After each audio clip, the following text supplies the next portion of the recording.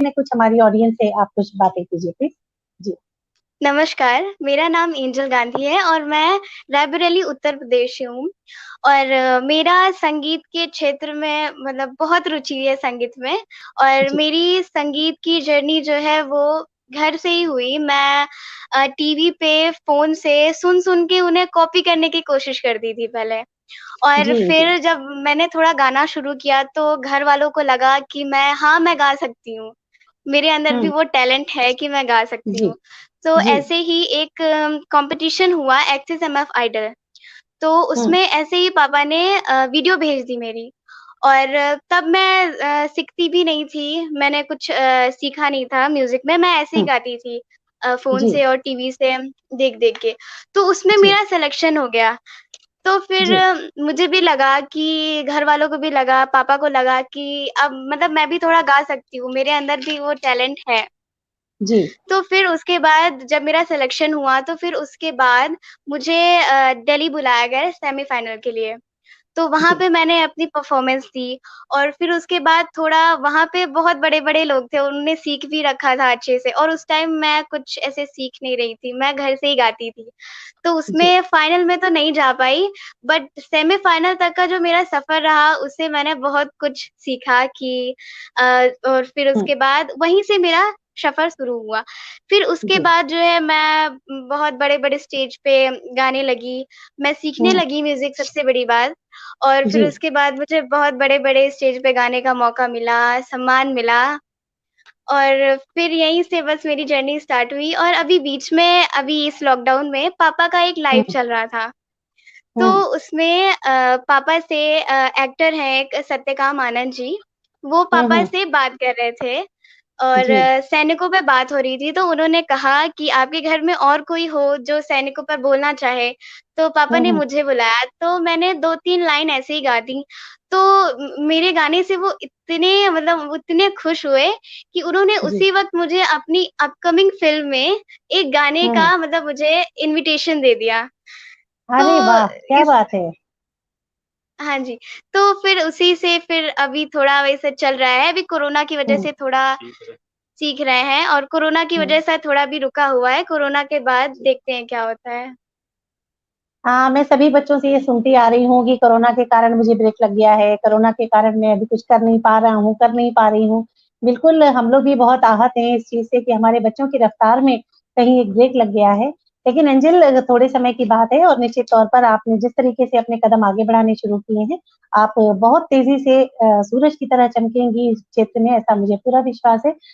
Angel आज चूँकि हम थोड़ा-सा जुड़ने में लेट हो गए हैं, मैं चाहूँगी कि आज देखिए आपको तो पता है कि फादर्स डे सीरीज़ में आप लोग आए हैं और आज के हमारे चीफ गेस्ट जो हैं वो आपके पापा हैं। ज़्यादातर बातचीत आपके पापा से ही मेरी होगी और आज आप उनको सपोर्ट करने के लिए हमारे साथ आई हुई हैं, ठीक है? तो मैं सबसे पहले चाहूँगी कि पापा के स्वागत में एक गीत मैं आपसे क्यों ना सुनूँ, कोई ऐसा गीत सुनाइएगा जो आपके पापा को आपके मुँह से बहुत पसंद जी, मैं अपनी पापा को मेरा एक राग बहुत पसंद है, जो कि हुँ। जैसे कि शाम का समय है तो मैं हुँ। अपनी शुरुआत मैं राग भूपाली हुँ। से करना चाहूँगी, जो कि पापा का पर्सनली बहुत फ़ेवरेट है। क्या तो बात है! आइए, आइए। सा रे गा पा धा सा सा धा पा गा रे सा गा रे सा धा सा रे गा पा गा धा पा गा रे सा जाऊं तोरे चरण कमल परवार जाऊं तोरे चरण कमल परवार हे गोपाल गोविंद मुरार हे गोपाल गोविंद मुरार शरणागत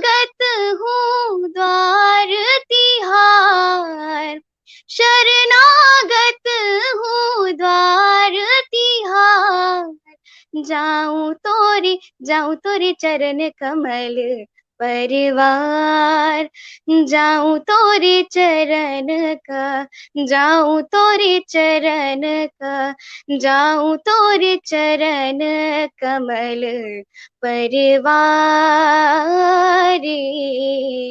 सा। वाह वाह वाह, बहुत सुंदर। और जैसा आप कह रही हैं कि बिना सीखे ही आप इतना सब कुछ गा रही हैं, इतना आप हिम्मत कर रही हैं। और एक चीज मैं कहना चाहूंगी कि वाकई बहुत पावरफुल आवाज आपकी है।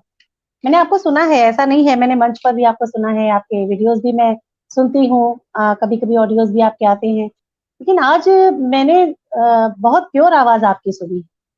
और मुझे लगता है कि जितना मैंने आपको सुना वो मैं अभी तक आपकी आवाज को जस्टिफाई नहीं कर पाई थी। आज पहली बार मुझे ये समझ में आ रहा है कि आपकी आवाज में बहुत पावर है।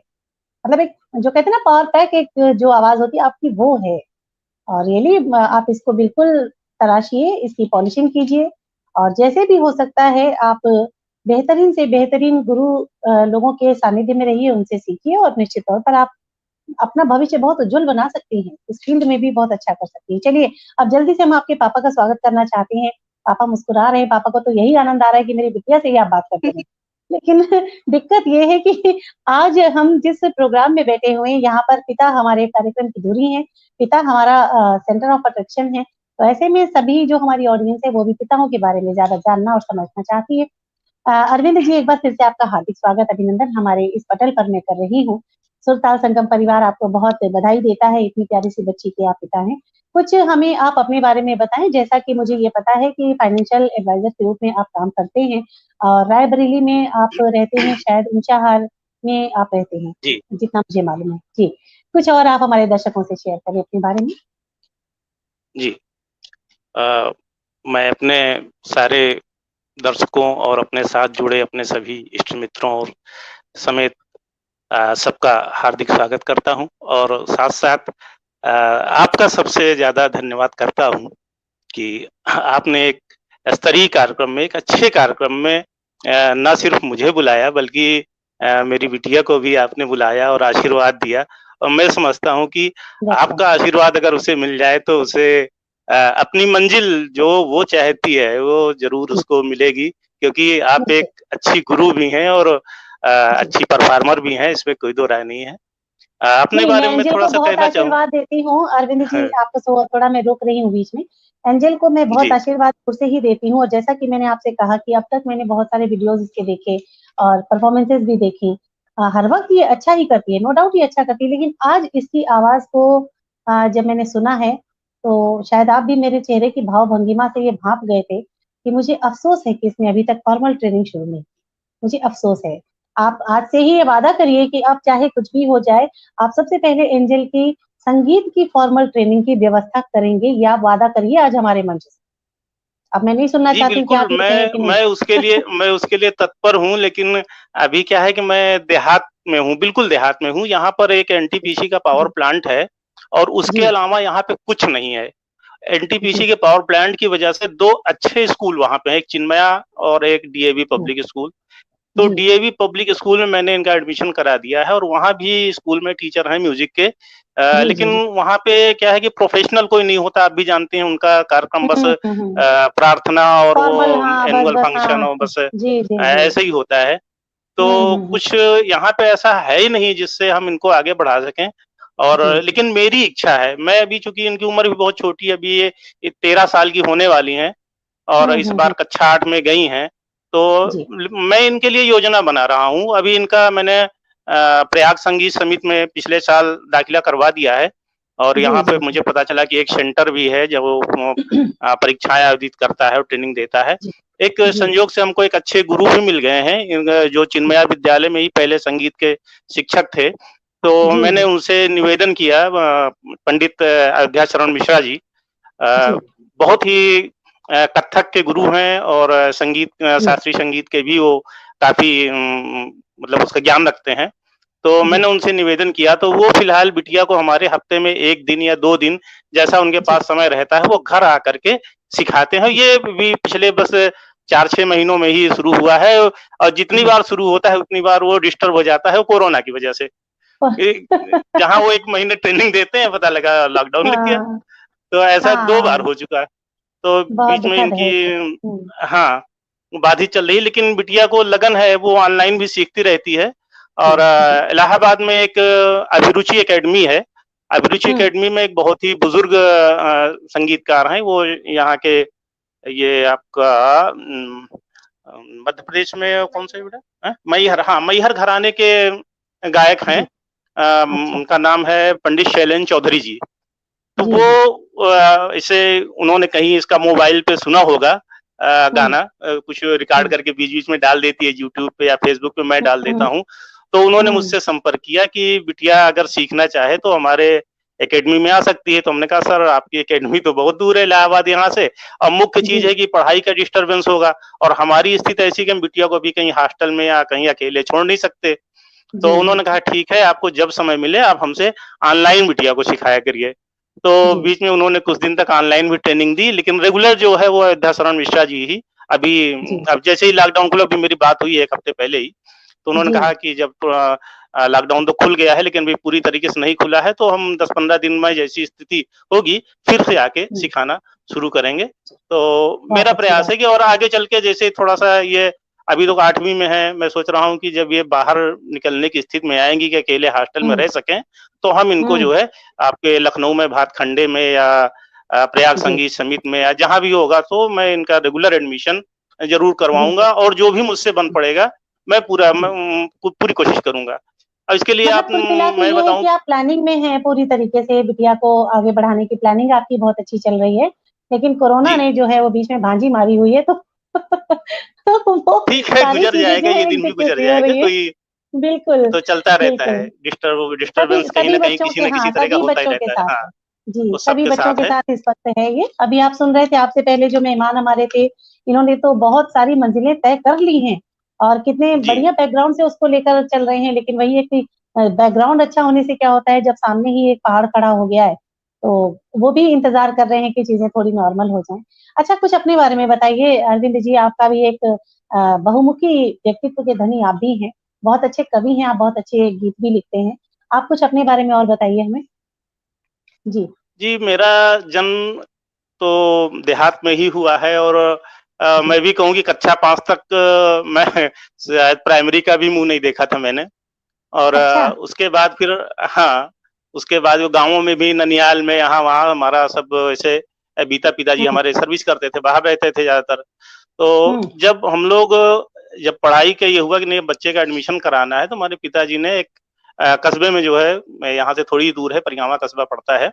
तो हुँ, हुँ। वहाँ पे भी हमारा प्राइमरी में उस समय पब्लिक स्कूल भी नहीं हुआ करते थे, कहीं देहात में तो जी, बिल्कुल ही नहीं थे। जी, जी। तो प्राइमरी में मेरा एडमिशन हुआ और पढ़ाई-वढ़ाई शुरू हुई। उसके बाद फिर कक्षा 8 तक मैं वहीं पढ़ा, वहीं पर अच्छा। और वहाँ से फ़ायदा हमको ये हुआ कि वहाँ कस्बा था, रोड थी, रोड पे ही हमारा घर था और हुँ, आस-पास में कुछ होटल्स वगैरह थे, तो वहाँ पे अखबार आया करते थे और अखबार वाला जो है पत्रिकाएँ भी लाया करता था।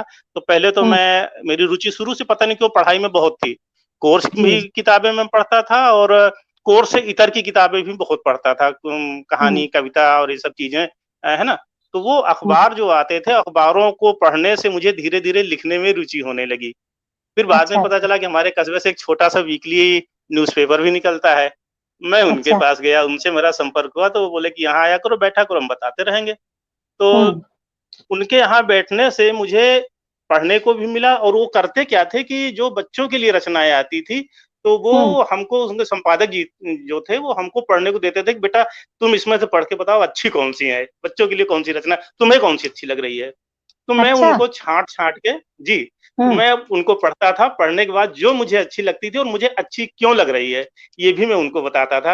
वो इतने हाँ, हाँ। प्रभावित हुए कि बोले बेटा तुम्हारी उम्र तो अभी बहुत कम है, तब तक मैं हाई स्कूल में पहुँच गया था। तो अच्छा। हाई स्कूल भी हमारे यहाँ से कम 15 किलोमीटर दूर था। हम साइकिल से रोज़ हुँ, जाते थे सुबह 8 बजे और शाम को लौटते-लौटते 5 बज जाते थे। लेकिन मैं ओह! उनके यहाँ समय निकाल के ज़रूर जाता था।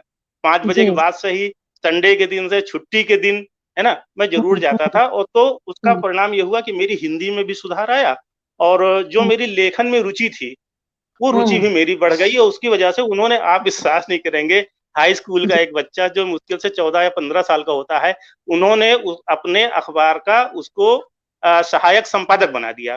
मेरी हिंदी बहुत अच्छी अभी थी। मैं कहने वाली थी कि जब इतनी मेहनत आप करते थे तो आपको संपादक की किताब क्यों नहीं उन्होंने दे दिया, तो आपने खुद ही बता दिया कि सह संपादक आप बन गए थे वहाँ, क्या बात है, वाह। जी, जी। अ, जी, सहायक संपादक बनने से ये हुआ कि मैं रेगुलर वहाँ पे आने वाली रचनाओं को, रिपोर्टों को मैं पढ़ने लगा और जहाँ मुझे जी, डाउट होता था मैं उनसे पूछता था, सीखता था उनसे और फिर जी, उसी से मेरी लिखने की रुचि जाग गई।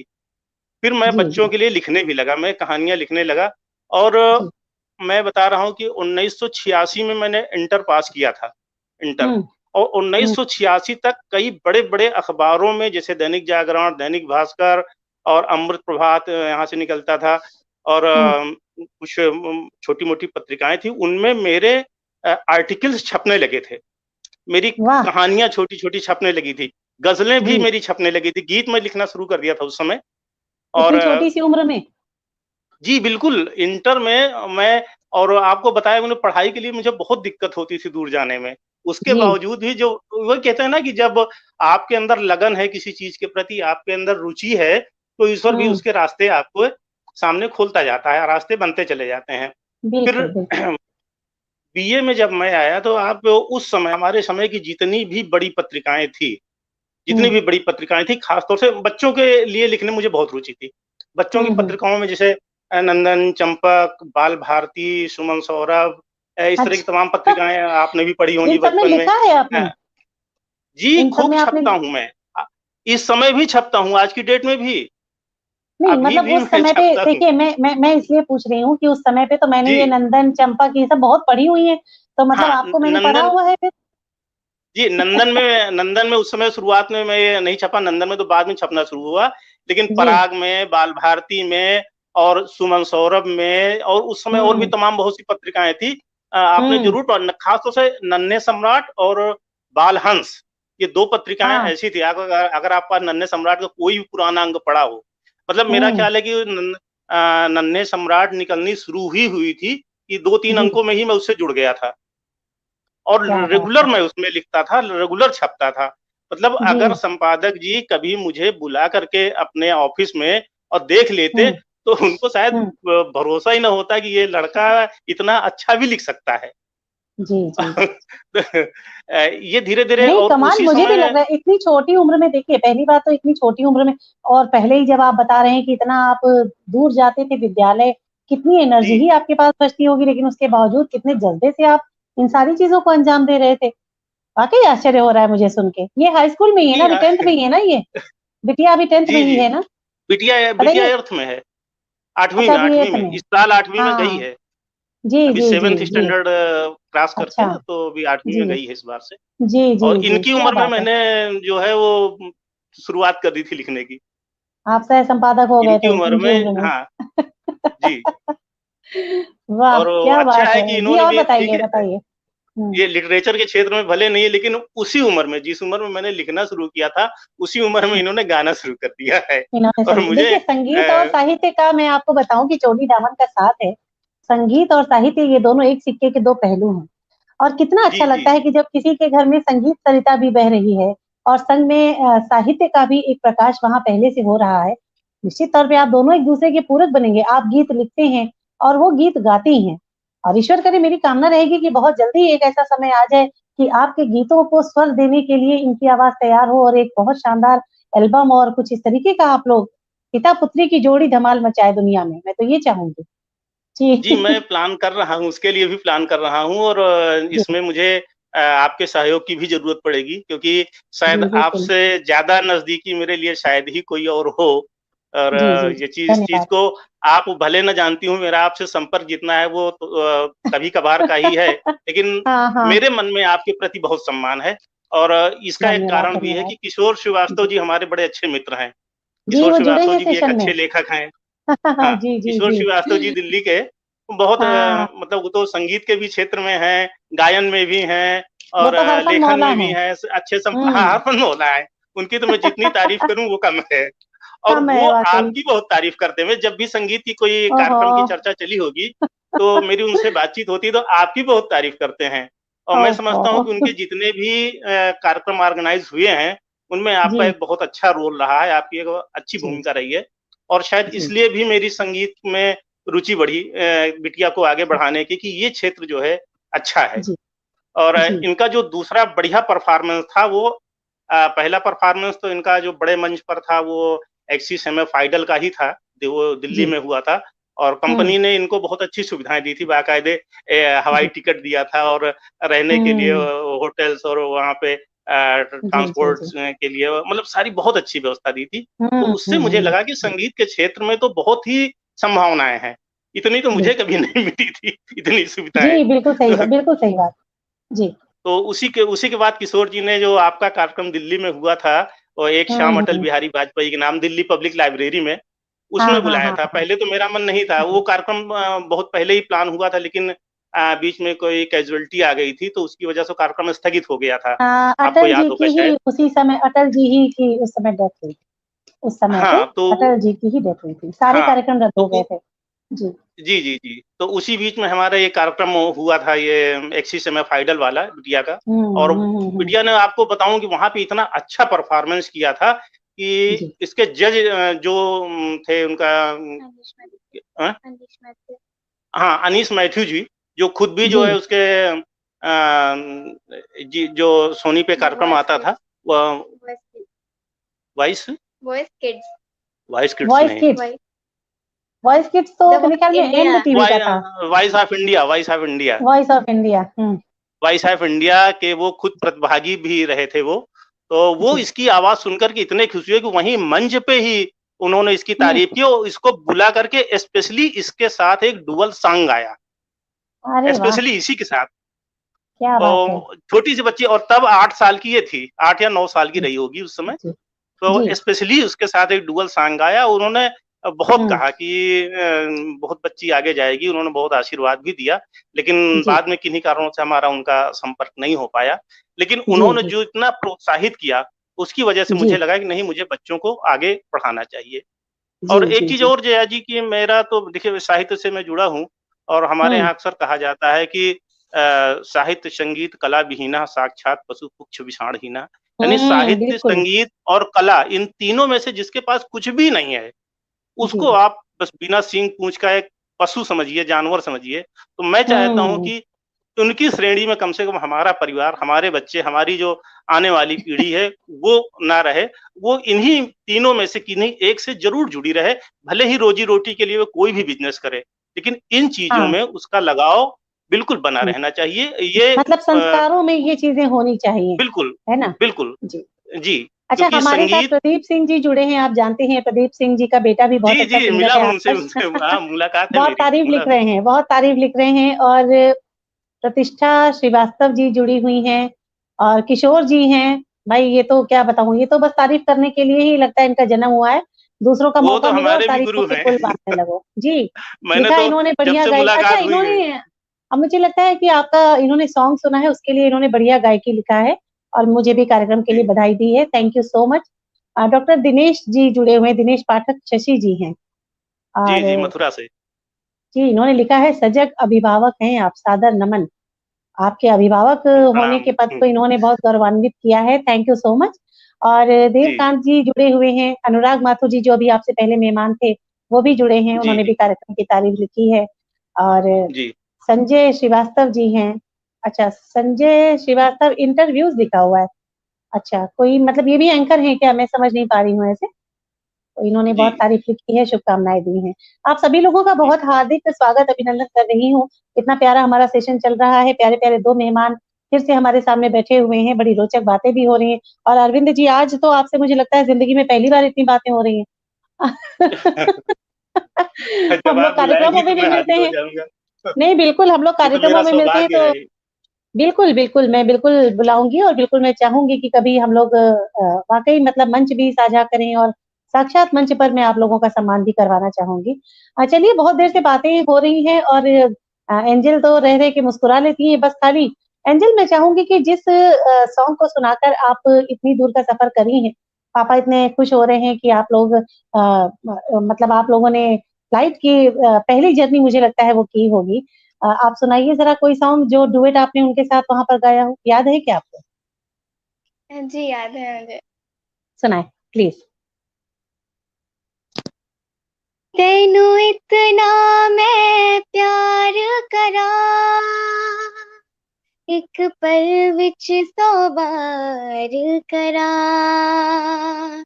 वाह, तू वाह! जावे जे मैनू छड़ के, मौत दा इंतजार करा, कि वाह! तेरे लिए दुनिया छोड़ दी है, तुझ पे ही सांस आके रुके, मैं तुझको कितना चाहती हूँ, कि तू कभी सोच ना सके, कि तेरे लिए दुनिया छोड़ दी है, तुझ पे ही सांस आके रुके, मैं तुझको कितना चाहती हूँ, कि तू कभी सोच ना सके, कुछ भी नहीं है ये जहां, तू है इसमें जिंदगी, अब मुझको जाना है कहाँ, कि तू ही सफर है आखिरी, कि तेरे बिना जीना मुमकिन नहीं, न देना कभी मुझको तू फासले, मैं तुझको कितना चाहती हूँ, कि तू कभी सोच ना सके, कि तेरे लिए दुनिया छोड़ दी है, तुझ पे ही सांस आके रुके, मैं तुझको कितना चाहती हूँ, कि तू कभी सोच ना सके। क्या बात है, क्या बात है! भई एकदम दिल खुश हो गया मेरा और आपसे मैं एक चीज़ और कहना चाहूँगी, आपकी तारीफ़ में कहना चाहूँगी अरविंद जी। बेटी ने जी, अभी अगर कहा जाए तो फ़ॉर्मल अभी कहीं इसकी शिक्षा संगीत की शुरू नहीं ही हुई है मेरे हिसाब से। लेकिन एक जी, बात मैं ज़रूर कहूँगी कि इसको संगीत सुनने की तमीज़ बहुत है। आप मेरी बात का मतलब समझ रहे होंगे। संगीत सुनने की तमीज़ होना भी अपने आप में एक बहुत बड़ा गुण होता है। जी, और मैं ऐसा क्यों कह रही हूँ? क्योंकि जैसे इसने कहा कि मैं गानों को सुनती हूँ, मोबाइल में सुनती हूँ, कैसे भी सुनती हूँ और उनको कॉपी करने की कोशिश करती हूँ। और कॉपी करना आप जानते हैं, किसी भी चीज़ को कॉपी करना कितना मुश्किल होता है। अगर मैं ये कहूँ कि मैं अपने आप में एक व्यक्तित्व हूँ, तो मैं जैसी हूँ मैं ठीक हूँ। लेकिन अगर मैं किसी और को अपने व्यक्तित्व में शामिल कर रही हूँ, मैं किसी और की तरह दिखना चाहती हूँ और लोग उस चीज़ से अच्छी तरीके से परिचित हैं, तो मेरे लिए कितना बड़ा टास्क है आप सोचिए। आप खुद सोचिए कितना बड़ा टास्क है मेरे लिए मतलब दूसरे में खुद को समाहित कर देना है एक तरीके से। और ये जितना जी, डूब के गाती है, अभी जो ये गा रही थी एकदम आँख मूंद के जिस तरीके से एक-एक शब्द को समझ-समझ के गाती है, वाक़ई में आप इसके संगीत के लिए मेहनत कीजिएगा। अरविंद जी, मैं नहीं, बहुत नहीं, बिल्कुल। आशीर्वाद और शुभकामनाएँ दे रही हूँ। आप मतलब मैं बहुत जल्दी चाहती हूँ कि आप इसको बहुत जल्दी आप आगे बढ़ाएँ क्योंकि आवाज़ जो है, वो इंतज़ार नहीं करना चाह रही है। आवाज़ इंतज़ार नहीं करना चाह रही है, बस प्रतीक्षा है कि आप कितनी तेज़ी से इनके लिए आपको अपनी मेहनत बढ़ानी है। बहुत अच्छा जी, लगा जी। और अच्छा अब एक बार अरविंद जी मैं फिर से आपको आपके बचपन में लेके चलूँगी। अ, ये बताइए कि बचपन आपका आपने बताया कि बहुत ऐसा रहा, आप देहात-देहात मुझे बार-बार कह रहे हैं, मैं ज़रा जानना चाहूँगी कि कौन से गाँव में आपका जन्म हुआ? कहाँ से? जी, ये यहाँ ऊँचाहार में जहाँ पे मैं रह रहा हूँ, यहाँ से करीब 15 किलोमीटर दूर प्रतापगढ़ हुँ, डिस्ट्रिक्ट शुरू हो जाता है यहाँ से।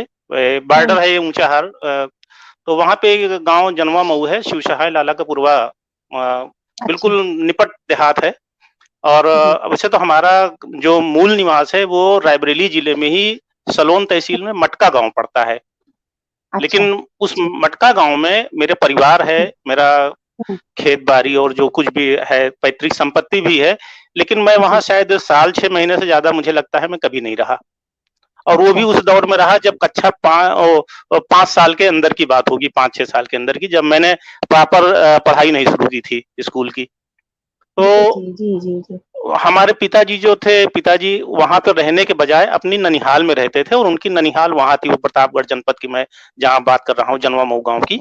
तो वहाँ उनकी अच्छा, ननिहाल थी, तो वो अपने ननिहाल में रहते थे, वो घर के अकेले थे, उनकी माँ बचपन में ही जो है एक्सपायर कर गई थी, तो उनके जी, नाना और मामा ने उनको अपने यहाँ बुला लिया था परवरिश के लिए और फिर वो वहीं रह गए। फिर वो गाँव अच्छा, केवल उनका संबंध बना रहा गाँव से, लेकिन गाँव लौट के रहने के लिए नहीं आए निवास नहीं बनाया। और हाँ, हाँ, हाँ। जी, और वहीं वो बताया कि फिर वहीं से हमारी जो है वो शिक्षा-दीक्षा शुरू हुई और इंटर पास करने के बाद फिर बचपन हमारा बस आम बच्चों जैसा रहा। कुछ आप कह लीजिए कि उस समय बस गुल्ली डंडा और गोली कंचा और बस जो पेड़ पे चढ़ के गांव में बच्चे खेलते हैं चिल्ली चिलांगर, है ना, चोर सिपाही वाले, वो इतने में ही सीमित रहा मेरा बचपन। तालाब पोखर में नहाने चले गए जी? नहीं, तालाब में तो नहीं गया मैं कभी नहाने, मुझे पानी से बहुत डर लगता है। और अभी बताऊं, मुझे तैरना नहीं आता जिंदगी में, आज तक नहीं आया। अरे भाई, ये तो पहली बार मैंने सुना कि कोई गांव में रहा उसको तैरना नहीं आता। हाँ? नहीं, ऐसे बच्चों की संगत भी नहीं रही मेरी कि जो पानी वगैरह में तैरते रहे हों, या उनके साथ रहता तो हो सकता है सीख जाता। लेकिन मेरा सौभाग्य ऐसा नहीं रहा। अभी भी मुझे पानी से बहुत डर लगता है। तो धीरे धीरे अब ये है कि मेरे अंदर जो भी विकास हुआ, जो भी डेवलपमेंट हुआ, वो लिटरेचर को पढ़ने की वजह से हुआ। मैं आपको बताऊं, बीए पहुंचते पहुंचते मैंने उपन्यास लिख डाला था। और लिखा कैसे, वो सिर्फ पढ़ते पढ़ते। उसमें गुलशन नंदा और रानू और वेद प्रकाश शर्मा, इस तरह का हमारे जमाने में, इस तरह के। और उस समय टीवी मोबाइल था ही नहीं, था ही नहीं हमारे गांव में, तो बहुत बाद में आया। और जब मैं बीए में पढ़ रहा था तो मैंने बिजनेस भी शुरू कर दिया था, थोड़ा सा अपना खर्चा निकालने के लिए। तो पहला टीवी जो मेरे घर में आया वो मैं खुद अपनी कमाई से लेके आया, 2000 रुपए का, उस समय पहली बार। और वो टीवी पूरे मेरे मोहल्ले में, क्या 2-4-6 मोहल्ले में इकलौता टीवी था। तो मुझे शौक तो, और वो सिर्फ मैं चित्रहार सुनने के लिए लेके आया। आपको ये भी बता दूं, जो चित्रहार आता था उसमें, हाँ, बुधवार को और शुक्रवार को 2 दिन आधे घंटे का चित्रहार आता था। तो वो सिर्फ चित्रहार मुझे, अच्छा, हमारे घर के बगल में 2-3 हलवाइयों की दुकान थी, और वो ये लाउड स्पीकर, उसमें ग्रामोफोन रिकॉर्ड और लाउड स्पीकर चलते थे। तो गांव में शादी समारोहों में जो है वो किराए पे देते थे। तो उसके प्रचार के लिए वो दुकान पे ही जब उनका मन होता था वो फुल वॉल्यूम पे और लगा देते थे। उसके स्पीकर का मुंह हमारे मोहल्ले की तरफ होता था। तो भले ही बहुत लोगों को चिढ़ होती रही होगी, लेकिन मुझे अच्छा लगता था, क्योंकि उस जमाने के जितने भी गाने, हिट गाने थे, वो मुझे उससे सुनने को मिल जाते थे। और उससे मेरी संगीत में भी रुचि बढ़ने लगी। मैंने बीच में नाटकों में भी काम किया, रामलीला वगैरह में भी काम किया, केवल शौकिया तौर पे काम किया। और इलाहाबाद से एक फिल्म का भी एक बार मैंने अखबार में देखा, एक विज्ञापन निकला था किसी कोई याद नहीं कौन सी फिल्म कंपनी थी, उसने कलाकारों के लिए आवेदन मांगे थे। तो बस मैंने ऐसे ही बिना घर वालों को बताए ही उसका भी फॉर्म भर के और लिफाफे में डाल के भेज दिया। कुछ दिन बाद वहां से आ गया कि आप जो है हमारी टेली फिल्म में आपको बाल कलाकार के रूप में अभिनय करने का अवसर दिया जाएगा। तो मैंने घर वालों से पूछा, घर वाले बिल्कुल बिगड़ गए। बोले तुम्हारी इतनी सी उम्र है, हम तुमको कहीं नहीं जाने देंगे, टीवी और फिल्म सब चक्कर में भी तुमको नहीं पढ़ना, केवल पढ़ाई करो अपनी पहले, बस बड़े हो जाना, अपने पैर पर खड़े हो जाना, तो जो मर्जी हो वो करना। अच्छा, ये डायलॉग हम लोगों की पीढ़ी में बहुत सुना गया है क्या? मुझे लगता है पहले मुझे लगता था मेरे घर में ये डायलॉग सुनाया जाता था, जब बड़े हो जाना, अपने हाथ पांव पे जब खड़े हो जाना, उसके बाद जो मन हो वो करना। लेकिन आपने तो पूरे शब्द वही कह दिए जो घर घर में गूंज रहे थे उस समय, है ना? जी, अब उस समय का माहौल भी ऐसा था। और चूंकि देहात में आदमी, कहीं शहर में होता तो शायद कुछ और अच्छा घर, चूंकि घर वालों की सबसे बड़ी दिक्कत थी, मैं घर का अकेला हूँ, मेरी एक छोटी बहन के अलावा मेरे परिवार में कोई नहीं, है ना। माँ पिताजी बाहर काम, मतलब सर्विस के सिलसिले में बाहर रहते। पिताजी के घर में ना रहने से माँ अकेली पड़ जाती थी। और उनको तो हम 15 किलोमीटर साइकिल से स्कूल जाते थे, आते थे, उसी में उनको इतना डर लगता था कि पता नहीं कि रास्ते में उसको कुछ हो ना जाए। घर का अकेला लड़का होना भी एक समस्या है, खासतौर से माँ बाप के लिए, है ना। तमाम तरीके उनका मन जो है हमेशा आशंकाओं से भरा ही रहता है कि हमारा बच्चा घर से बाहर निकला है, पता नहीं किस परिस्थिति में होगा, पता नहीं कौन सी मुसीबत उसको कहाँ पे आ जाए। पिताजी के बारे में आपने क्या बताया, मैं थोड़ा सा समझ नहीं पाई। अपने पिताजी हमारे पिताजी की जो माता जी थी, वो जन्म देने के बाद ही स्वर्ग सिधार गई, हमारी दादी। तो वहाँ गांव में, जो रायबरेली में मटका गांव था, वहाँ पे जो माहौल था वो बिल्कुल भी अच्छा नहीं था गांव के हिसाब से। तो हमारे पिताजी के जो नाना जी और मामा जी, तो वो व्यापारी थे गल्ले के, मतलब हम लोग बनिया परिवार से आते हैं, वैश्य हैं, साहू वैश्य। तो बड़ा कारोबार था उनका, तो वो बोले कि हम इस बच्चे को, अपने भांजे को, अच्छा संयोग से उनके भी कोई औलाद नहीं थी, उनके मामा जी के उस समय। तो वो जो है उनको बुला ले गए अपने घर, और वहाँ पे रहने खाने की हर तरीके की सुविधा बहुत अच्छी थी, वो पैसे वाली पार्टी थी, है ना? तो लेकिन बाद में हुआ क्या कि जब उन्होंने ही मेरे पिताजी का शादी ब्याह भी किया, और शादी के बाद ही जो है वो उनकी पिताजी की हमारे नौकरी लग गई रेलवे पुलिस में, आरपीएफ में। वो नौकरी करने चले गए जी। और अरे हमारे पिताजी ने 4 नौकरी की और 4 की चारों सरकारी की, और आपको जान के ताज्जुब होगा कि किसी भी नौकरी को उन्होंने पूरा नहीं किया। तो 4 का मतलब ही आप समझते हैं कि एक छोड़ेगा तभी, वो उनके मन की बात। अगर उनका ट्रांसफर कहीं हो गया, पता, अरे वो जमाना था कि नौकरियां मिल भी जाती थी, सन 60-62 की बात है, तब तो मैं पैदा भी नहीं हुआ था, मैं तो सुनता हूँ सिर्फ उन लोगों की जुबानी कभी-कभी। तो पहली नौकरी जो उनकी लगी थी रेलवे पुलिस की, उसमें उनकी 60 रुपए महीने की तनख्वाह थी, मात्र 60 रुपए, और उसमें 60 रुपए कम भी नहीं होते थे उस जमाने के हिसाब से। 1962 की बात बता रहा हूँ आपको। और हमारे घर में गल्ले, उनके मतलब हमारे घर का मतलब जो पिताजी अपने ननिहाल में जहाँ पर रहते थे, तो मैं उसी को अपना घर कह रहा हूँ उस समय के हिसाब से। तो वहाँ पे जो है गल्ले का कारोबार होता था, बहुत बड़ा कारोबार था। तो वो कह रहे थे कि इतनी तनख्वाह पाने वाले तो हमारे यहाँ 10 ठो नौकर पड़े रहते हैं, तुम इतनी तनख्वाह के लिए वहाँ नौकरी करने जाओगे? और झांसी में उनकी पोस्टिंग हुई थी, झांसी में उनकी पोस्टिंग हुई थी। अब वो जब बीच-बीच में छुट्टी में आया करते थे, और जब एक बार आए तो पता नहीं क्या हुआ कि घर वालों ने उनको बस यही चीज़ कहा कि उन्होंने कहा कि तुम यहाँ रह के अगर कारोबार सँभालो तो इतनी तनख्वाह में तुम 10 नौकर यहाँ पे पाल सकते हो, जैसा कि देख ही रहे हो, और तुमको क्या ज़रूरत नौकरी करने? उन लोगों ने नौकरी छुड़वा दी, उनके कहने में छोड़ भी दिया उन्होंने नौकरी। छोड़ भी दिया, और उसके बाद वहीं रहने लगे, और वहीं से उन्होंने पढ़ाई भी अपना किया था, हाई स्कूल तक पढ़े थे। उस समय हाई स्कूल भी पढ़ा-लिखा 150 किलोमीटर में देहात क्षेत्र में नहीं मिलता था। तो उन्होंने कहा कि हिसाब-किताब भी करो, काम-धाम करो, यहाँ तक कि हमारे पिताजी बताते हैं, मैं तो दावा नहीं करता, कि उनके मामा जी थे, नाना जी थे, कोई पढ़ा-लिखा नहीं था। गाँव में भी, यहाँ तक कि गाँव में कोई पढ़ा-लिखा नहीं था उस गाँव में उस समय। और जो रुपया पैसा गिनने के लिए हमारे पिताजी के अलावा कोई आदमी वहाँ था ही नहीं, और सिक्के वगैरह जो उस समय सिक्के ज़्यादा चलते थे, 1 पैसा, 2 पैसा, आधा पैसा, बता रहे हैं उसको तो गिनने के बजाय तौल के रखा जाता था। हमको तो सुन के बड़ा ताज्जुब होता है, हँसी होती है, आती है कि हाँ, तो उस चक्कर में उन्होंने भी नौकरी छोड़ दी। लेकिन बाद में हुआ क्या कि उस समय डकैतियाँ बहुत पड़ा करती थी, बहुत ही मार-काट हुआ करती थी, लूट-पाट। थाना और कोतवाली तो मतलब आप मान के चलिए कि 50-50 किलोमीटर दूर हुआ करते थे, कि वहाँ तक, थाने तक पहुँचना भी मुश्किल हो जाता था। तो बीच में 2-3 डकैतियाँ पड़ी, जिसमें बहुत ये कहिए कि पिताजी की, हमारे और उनके मामा जी के, नाना जी की जान जाते-जाते बची, और हम लोग तो उसमें साल 1.5 साल के ही थे। तो उसके बाद फिर उस लोग घबरा गए और सारा कारोबार बंद करके, और यहाँ कस्बे में, परियावा कस्बे में, जहाँ की मैं बात कर रहा था कि जहाँ मैं अखबार पढ़ता था, और संपादक बन गया पहुँच करके, कक्षा 8 तक पढ़ते-पढ़ते।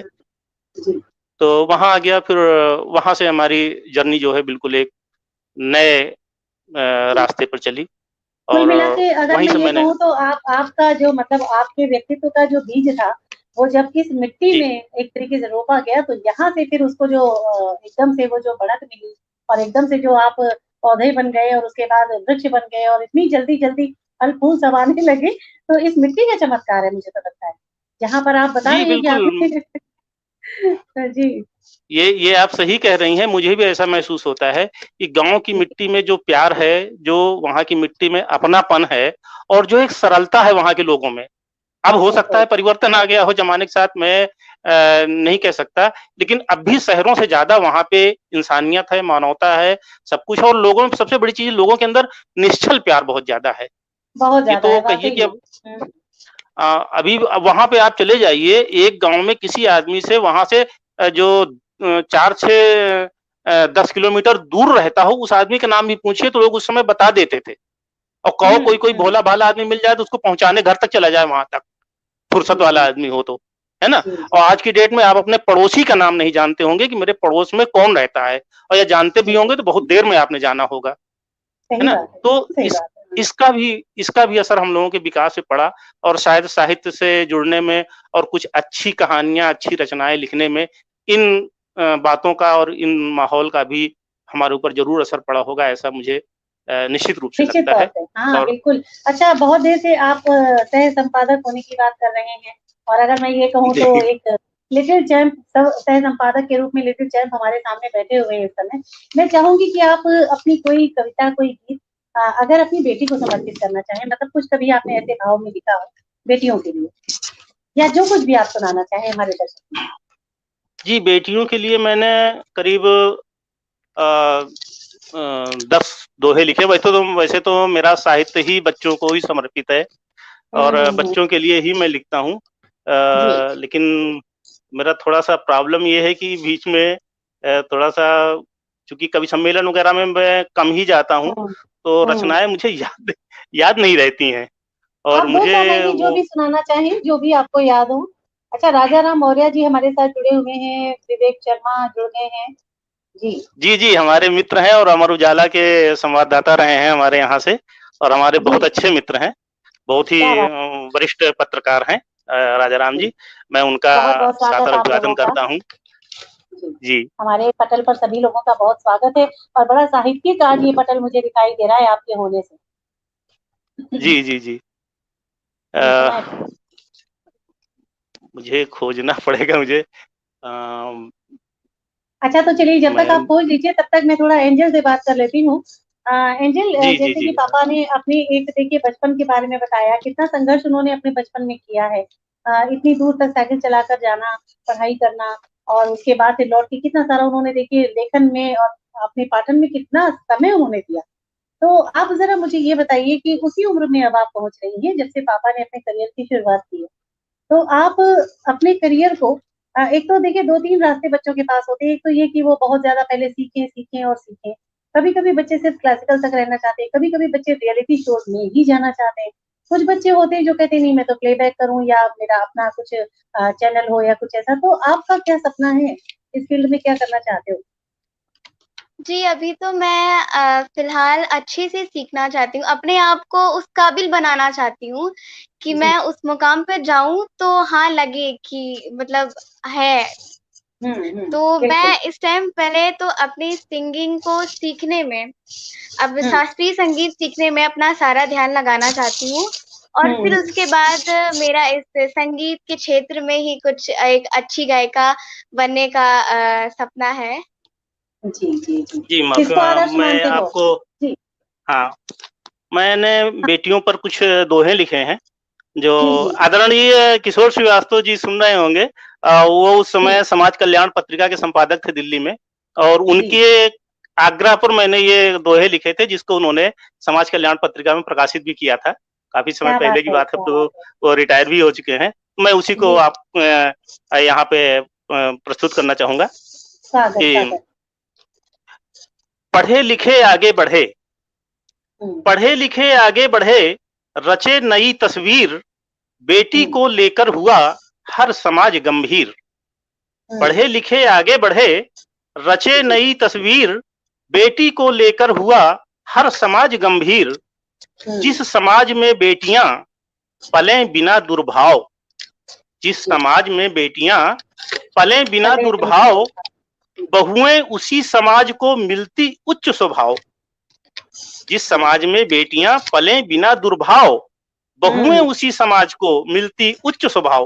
बेटी नहीं तो आप, हुँ। अगर आप बेटी को अच्छा नहीं बनाएंगे तो बहू अच्छी कहाँ से पाएंगे आप? आते जो आज पाएँगे। बेटी है वही कल किसी घर की बहू है ना? जी, और अगला दोहा देखिए कि बेटी को लेकर चले सामाजिक अभियान, हुँ, बेटी को लेकर चले सामाजिक अभियान, हुँ, हत्यारे जो भ्रूण के उन्हें हुँ, कहो शैतान। जो भ्रूण जी। हत्या करते हैं उन्हें सबसे बड़ा शैतान मान करके उसी हिसाब से उनके हुँ, साथ व्यवहार करना चाहिए, उसी हिसाब से जी, उनको सजा देना चाहिए। तो जी। हत्यारे जो भ्रूण के उन्हें कहो शैतान। और देखें कि बेटी बची तो कल बचा, कल माने भविष्य, बेटी जी, बची तो कल बचा, बढ़ा हुँ, सकल परिवार, मानवता हुँ, फूली फली, पुष्पित हुआ विचार। जी, मानवता फूली फली, पुष्पित हुआ विचार।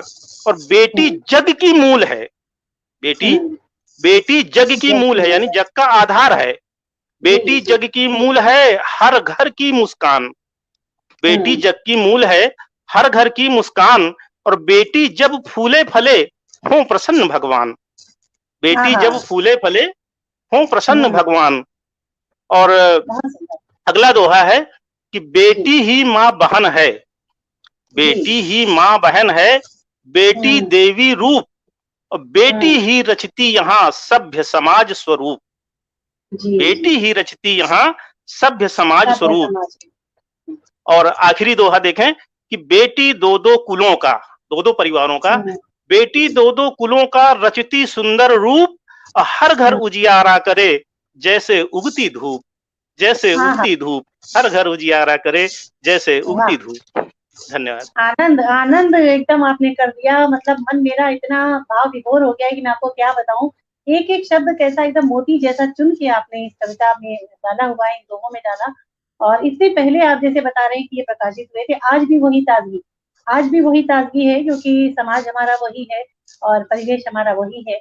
आज भी अगर कहें तो समझाने की जरूरत ऐसे ही है जैसे आपने समझाया है। समाज को एक अच्छा, बहुत अच्छा संदेश आपकी तरफ से गया है। और मैं अब थोड़ा-सा चाहूँगी कि एक बार फिर से एंजल, आपकी आवाज़ सुन के तो मेरा जी नहीं भर रहा है भाई, मुझे लग रहा है बार-बार आपको परेशान करती रहूँ। कुछ बढ़िया सा कोई पुराना सॉन्ग सुनाइए जो पापा चित्रहार में देखते रहे हों, जिसकी वजह से टीवी उन्होंने खरीदा था कि चित्रहार में पुराने-पुराने गाने वो देखेंगे, सुनेंगे। कुछ पापा की पसंद का कोई पुराना सा सॉन्ग। जी। लग जा गले कि फिर ये हंसी रात हो न हो, शायद फिर इस जन्म में मुलाकात हो न हो। लग जा गले कि फिर ये हंसी रात हो न हो, शायद फिर इस जन्म में मुलाकात हो न हो। हमको मिली है आज घड़ियां नसीब से, जी भर के देख लीजिए हमको करीब से,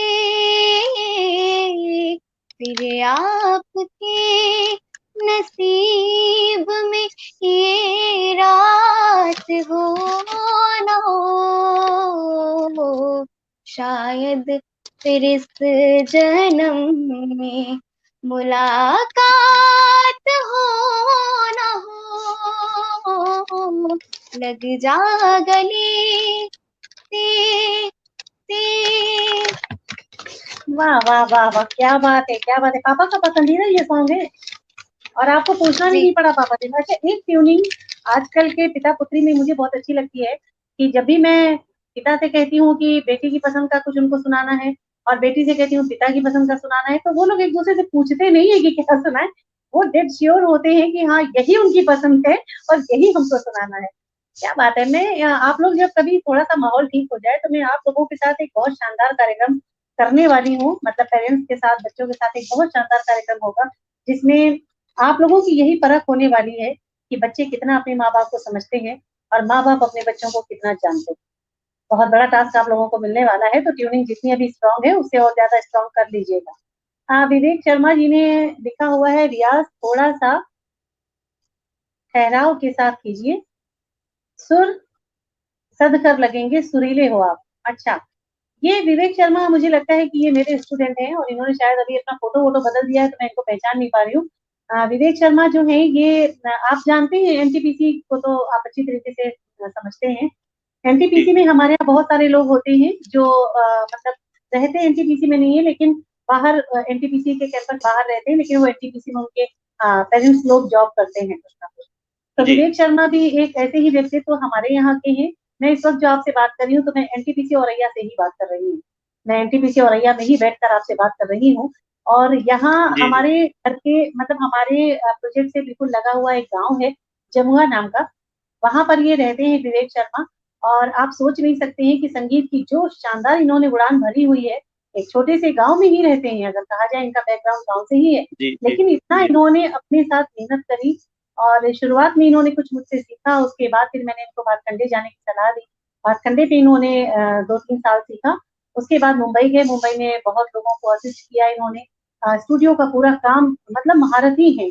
अगर मैं कहूँ कि जी। संगीत के क्षेत्र में शायद ही कोई ऐसी चीज़, बहुत सुरीले सिंगर खुद भी हैं, लेकिन उसके बावजूद इनका पैशन है कि ये म्यूज़िक कंपोज़ करना चाहते हैं, ये रिकॉर्डिंग्स करना चाहते हैं, अपना स्टूडियो इन्होंने मेंटेन किया। अहमदाबाद में बहुत बड़े स्टूडियो के ये मालिक हो चुके हैं और अभी इनकी कंपोज़ किया हुआ एक मूवी थी, गुजराती मूवी है, उसमें इन्होंने म्यूज़िक दिया था और वो मूवी फ़िल्म फेयर अवार्ड के लिए शायद फ़िल्म फेयर के लिए ही थी, नॉमिनेट हुई थी या उससे भी ऊपर कोई एक होता है, मुझे अभी ठीक से ध्यान नहीं आ रहा।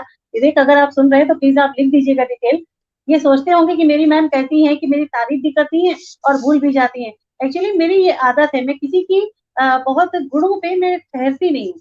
मैं किसी की तारीफ़ों पे बहुत ज़्यादा बात करती नहीं हूँ। मुझे ऐसा लगता है कि एक गुरु होने के नाते, अगर हम बहुत ज़्यादा तारीफ़ों के पुल बाँधे, अगर हम किसी के गुणों को ही सिर्फ़ जुगाली करते रह जाएँ कि हाँ, ये बड़ा अचीवमेंट आपने किया, उसी पे बात करते रहें तो फिर वो आगे कब बढ़ेगी। तो मैं अक्सर होता है कि मेरे पास खबरें इन लोगों की आती हैं, मुझे ये लोग बताते हैं और उनको सुन के मैं इनकी तारीफ़, आशीर्वाद देने के बाद उस पन्ने को पलट देती हूँ। अब नया पन्ना जो आप लिखोगे उसको पढ़ने की बारी है। और निश्चित तौर पे उन्होंने कहा है आपको कि थोड़ा-सा सत्य के रियाज़ कीजिए और बहुत अच्छा आप गाएँगी। मैं आपको पूरा आशीर्वाद मेरा रहेगा, कहाँ जहाँ कहीं भी आपको लगता है ज़रूरत है तो आप बिल्कुल मुझसे उम्मीद कर सकते हैं, मैं जो भी बन पड़ेगा मैं ज़रूर करूँगी। अच्छा, तो अब चूँकि समय बहुत हो रहा है और हम लोगों को बस यही है कि ज़रा-सा लेट हो जाते हैं तो बातचीत में कमी रह जाती है। मैं एक बार फिर से अरविंद जी आपसे ये पूछना चाह रही हूँ कि हम एंजेल के बारे में बहुत बात कर रहे हैं। एंजेल के बारे में मैं बहुत कुछ जान भी चुकी हूँ। आपके और भी बच्चे हैं या एंजेल आपके यहाँ अकेली हैं? जी, मैं बताने वाला था। जी, अ मेरे 3 बच्चे हुए और ये मेरा दुर्भाग्य है कि 3 में से मेरे साथ आज 2 ही हैं और ये भी बताना चाहूँगा कि वो तीनों बच्चे बेटियाँ ही थी। पहली अच्छा, बेटी जन्म के कुछ समय बाद जी, कुछ अस्पताल में कुछ दिक्कत हुई, चिकित्सा संबंधी, उसकी वजह से एक्सपायर हुई जी, और उसके बाद दूसरी बेटी मेरी करीब 13-14 साल की थी। उस समय उसको वो 9th क्लास में गई थी और स्कूल हुँ, खुलने ही वाले थे। उस समय उसको थोड़ा-सा यही बरसात का सीज़न था, कुछ जी, हेल्थ संबंधी प्रॉब्लम हुई, जुकाम-बुखार और मैं हुँ, जिस डॉक्टर के पास लेकर गया, मुझे बहुत अफ़सोस के साथ कहना है कि जी, उस डॉक्टर के गलत इलाज की वजह से, गलत देने की वजह से दवा का रिएक्शन हुआ और उस ओह! रिएक्शन से वो एक्सपायर कर गई।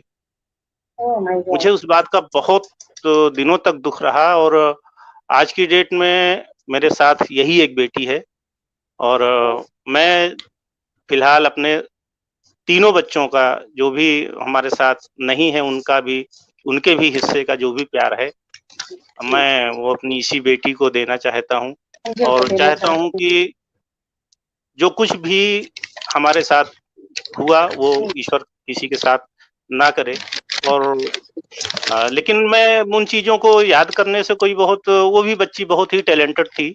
वो तो कहानियाँ लिखने लगी थी, कविताएँ लिखने लगी थी, उसकी रचनाएँ ओहो! कई पत्रिकाओं में आने लगी, तो मेरी देखा-देखा उसने लिखना शुरू कर दिया था। उसकी हुँ, रचनाएँ मेरे पास आज भी छपी हुई रचनाएँ पत्रिकाओं की रखी हुई हैं। जी, अ, हुँ, तो ये मुझे अच्छा लगा कि चलो ठीक है, वो बेटी मेरी साहित्य में रुचि रखती थी और ये बेटी संगीत में रुचि रखती है और संगीत और साहित्य का तो चोली-दामन का साथ है।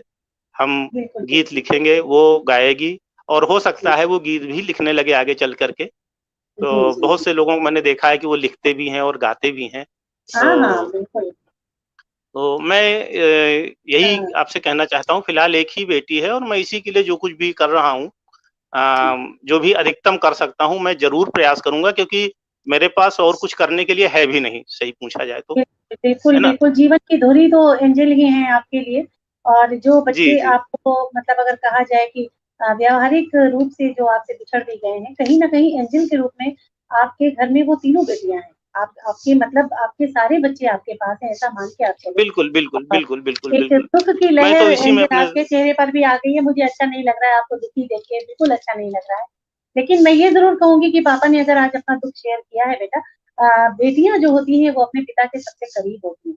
अगर कहा जाए तो सबसे अच्छी मित्र होती हैं और पापा जिस तरीके से खुशी-खुशी अपनी बातें बता रहे थे, आप एकदम खुश हो रही थी। अभी पापा ने थोड़ा-सा अपने दुःख को दर्ज किया तो आप दुखी भी हो गई हैं। लेकिन पापा के इस दुःख को हमेशा आपको बता के चलना है। आपको हमेशा उनके लिए बेटा-बेटी और उनकी जो बिछड़ी हुई बेटियाँ हैं सबका रोल आपको अदा करना है और आप ऐसा करेंगी ये मुझे मालूम है। चंद लाइनें आपके लिए कहना चाह रही हूँ, बहुत आपने मुझे भाव-विभोर कर दिया है इस समय। अरविंद जी आपके लिए चंद लाइनें कहती हूँ। कभी हँसी कभी खुशी का मेला है पिता, कभी हँसी कभी खुशी का मेला है पिता, कभी-कभी फिर भी कितना अकेला है पिता। माँ तो कह लेती है अपने दिल की सभी बातें, जज़्बात समेट कर आसमान सा फैला है पिता। और वाह! अभी क्या बात! आपने बिल्कुल जो हम लोगों से साझा किया है अपना ये जो आपने मैं क्या कहूँगी शब्द नहीं है मेरे पास आपको सांत्वना देने के लिए, लेकिन हाँ, ये ज़रूर कहूँगी कि वाक़ई जो मैंने अभी जो लाइनें पढ़ी आप पर बिल्कुल चरितार्थ होती हैं।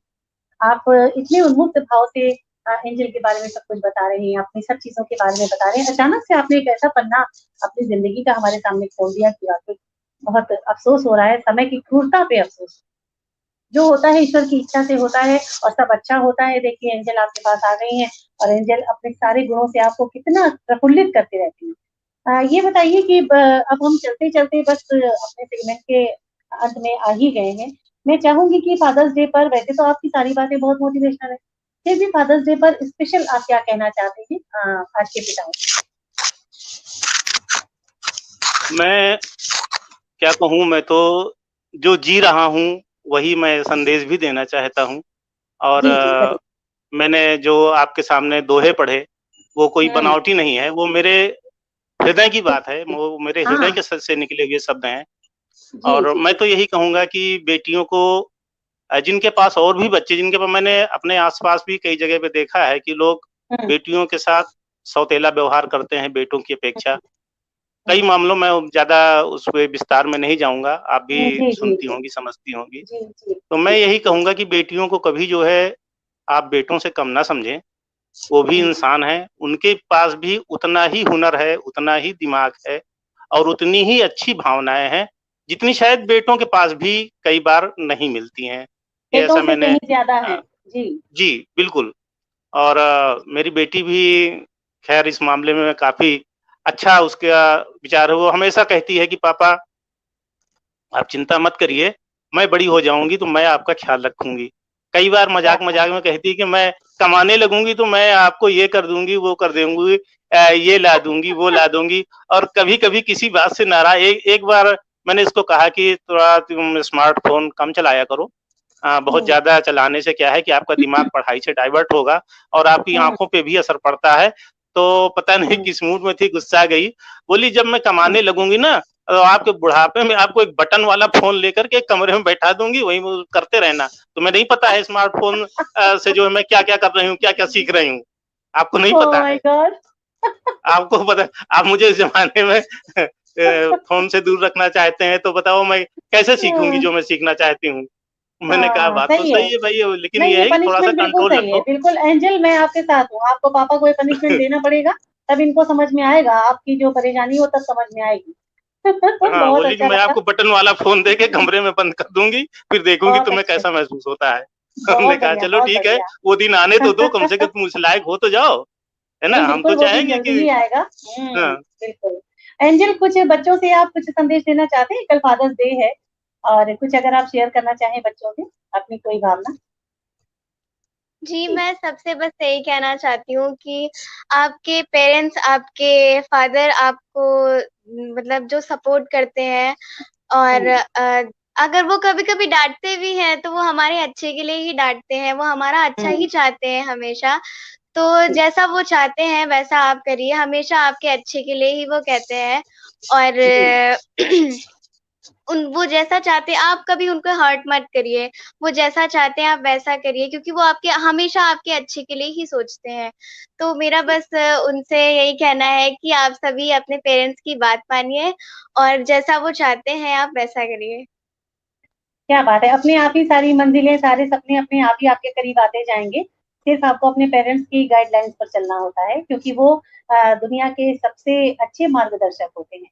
और जी। यही कारण है कि सृजेता जो आप लोगों को एक टाइटल देने का फैसला किया है अरविंद जी, उसके पीछे कारण यही है कि सृजन करना ईश्वर के बाद अगर किसी का काम है तो माता-पिता का काम। सबसे शानदार अगर सृजन कोई करता है, तो वो माता-पिता ही करते हैं। दुनिया के सबसे अच्छे रचनात्मक काम अगर होते हैं, तो माता-पिता की तरफ से होते हैं। तो एक बार फिर से मैं आप लोगों का आभार और अभिनंदन करती हूँ, हमारे पटल पर आप आए हैं, आपने अपना समय हमको दिया है। आज थोड़ा-सा टेक्नोलॉजी की वजह से हम थोड़ा-सा लेट हो गए हैं बातचीत करने में, लेकिन फिर भी जितना समय आप लोगों के साथ गुज़रा, बहुत आनंददायक गुज़रा और मुझे तो आपकी बातें रह कर याद आएँगी। वो नंदन और चंपक और वो क्या-क्या सारी चीज़ें आपने बताई हैं। मैं भी इस एपिसोड को कई बार और देखूँगी और खूब आनंद लूँगी और कोशिश करूँगी कि आपकी लिखी हुई कोई रचना पुरानी जो मैंने बचपन में पढ़ी हो, वो मुझे दोबारा से मिले और मैं उसको पढ़ूँ।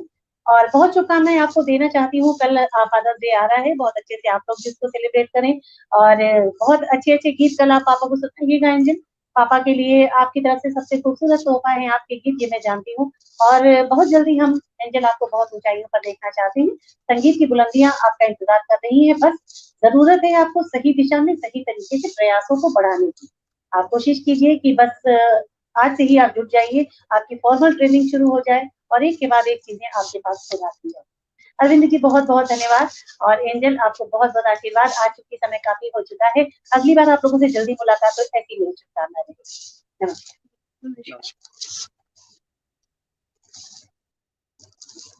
दर्शकों, अभी जैसा कि आप देख रहे हैं कि हमारे एक के बाद एक सेगमेंट जो इस सीरीज़ में जुड़ते जा रहे हैं, बहुत ही रोचक प्रसंग कभी-कभी आ जाते हैं और बहुत आनंद आता है ऐसे पिताओं के साथ बात करने में, ऐसे बच्चों के साथ बात करने में। बहुत सी चीज़ें ऐसी भी होती हैं देखिए ना कि मतलब हम लोगों को शायद एहसास भी नहीं होता है कि बच्चे हमारे कितना करीब होते हैं। ज़रा-सा भी अगर कुछ इमोशनल सवाल किसी भी पिता से मैं पूछ लेती हूँ, तो उनकी बेटियों को, उनके बच्चों को कितना दुःख होने लगता है, वो कितना अंदर से आहत हो जाते हैं। यही है सच्चे रिश्ते की पहचान, कि दुःख किसी एक और का है और महसूस कोई और कर रहा है। ये अपने आप में अगर कहा जाए तो एक मिसाल है, ये हमारी भारतीयता की पहचान है, ये हमारी संस्कृति की पहचान है। हम अपने रिश्तों से जाने जाते हैं, हम अपने संस्कारों से जाने जाते हैं। पाश्चात्य देशों में अगर हम कहें तो इसी बात की एक कमी रह जाती है, जो कि अगर ये कहें कि वहाँ उनकी सभ्यता अगर हमारी सभ्यता से कहीं पीछे होती है, किसी मामले में होती है। और हम बहुत धनी हैं कि हम भारत देश में हमने जन्म लिया है, हमको इतने संस्कार यहाँ की धरती से, यहाँ के लोगों से, अपने माता-पिता से, अपने सभी रिश्तेदारों से मिलते रहते हैं और माता-पिता हमेशा सर्वोपरि होते हैं। हमारी फादर्स डे की ये सीरीज़ बहुत शानदार तरीके से आगे बढ़ी, आप सब लोगों का बहुत-बहुत शुक्रिया अदा करती हूँ। आप लोगों ने बहुत हौसला बढ़ाया, बहुत हमारा साथ दिया और कल बारी है अब आप लोगों को एक सरप्राइज़ और एक इनाम दें। सरप्राइज़ तो वो था लेकिन अब मैं चाहती हूँ कि उस सरप्राइज़ को आज मैं ओपन कर दूँ। कल हमारे साथ शाम को 7 बजे जुड़ना मत भूलिएगा। आपके बहुत चहेते सिंगर कल आपके साथ होने वाले हैं, जिनको आपने बचपन से बड़ा होते हुए देखा है। टीवी स्क्रीन के माध्यम से आप उनको लगातार देखते हैं। बचपन में वो जैसे गाते थे, आज भी उससे भी कहीं ऊपर वो गाते हैं और जब वो गाते हैं तो सच में ईश्वर से साक्षात अगर कहें तो एक हमारा मिलान हो जाता है जैसे वो सुर लगाते हैं। जी हाँ, मैं बात कर रही हूँ जाने-माने हमारे हम सबके, आपके और हमारे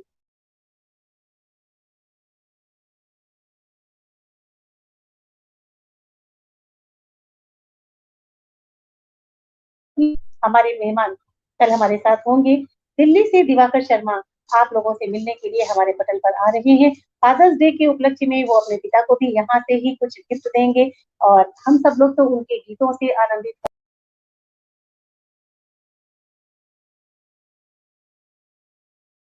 शामिल होने वाले हैं, तो इसमें कोई दो राय नहीं है। हम सब बहुत गौरवान्वित हैं कि कल हम दिवाकर शर्मा से मिलेंगे और हाँ, उसके अलावा एक आपके लिए सरप्राइज़ कल और होगा। दिवाकर शर्मा 7 बजे से 8 बजे तक हमारे साथ रहेंगे और 8 बजे के बाद आपके लिए एक ज़बरदस्त सरप्राइज़ होने वाला है।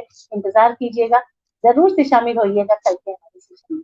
बस आज के लिए इतना ही। अपनी वाणी को विराम देने से पहले आप सब लोगों के लिए एक बार फिर से शुभकामना है। आप सब सपरिवार सानंद रहें, सत्संग बहुत-बहुत नमस्कार।